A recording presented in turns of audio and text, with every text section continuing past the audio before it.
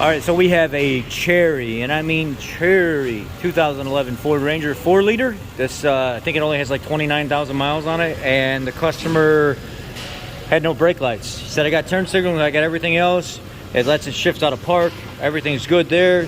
Can you just check things over? So I just popped the lights out to get a good visual inspection, because I know back in the day, these used to have some connector problems. So I pulled the lights and stuff out and just got a quick test light just to check power and ground, put somebody inside it. Okay, go ahead, hit the brakes. I got ground going to it, so I knew my ground was good. Nice audible sound, could load test the light with it, that worked. Turn signals worked, but I got no power coming back here to the brake light. So after I pulled this apart and looked to see everything was good, what's the next step? Well, let's figure out if we got a good, don't overthink this and think that it's a broken wire or something like that at first, because that bad bulb probably blew a fuse. Now what do? We go inside, look at the computer, and here's the wiring diagram for a 2011. You got your 5 amp on your violet and red side that goes through the turn signal, stop lamp, hazard lamp, and then you got your brake switch set up on the other side, which is the 20 amp fuse. So you got fuse 32 and fuse 19. So I get inside the vehicle and I'm looking, and the customer has got the fuse panel off, so he's already been here. So hook up my power probe real quick and just rake my fuse box.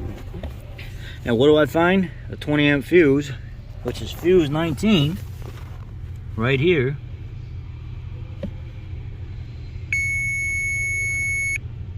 And you should have ground on the other side until you hit the... Let me see. Come on. No, power on the other side. But if you pull the fuse out, you'll have ground on one side and power on one side. That's how you know you got a clean circuit there. So here, battery voltage or system voltage. But when I went to this one, it's blown. It's a 20 amp fuse. Fuse 19 right here. It's the yellow one.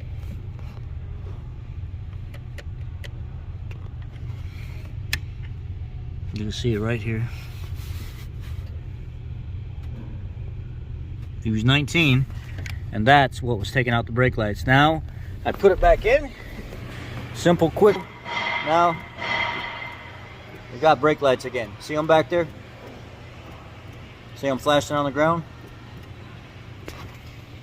That's a Diag and Repair, as check engine Chuck would say. Y'all be blessed. Have a great day. Real quick, if some of you are wondering how this all comes apart back here, it's just 4 Phillips screws. 2 Phillips here, and then 2 on the outside of the light that go through the actual lens itself. Here, and down here. Screw them in normal. That's it. 29,608 miles. That's not bad. You could tell it's not rusted to all hell. Come on, the radiator fins are fucking dead straight.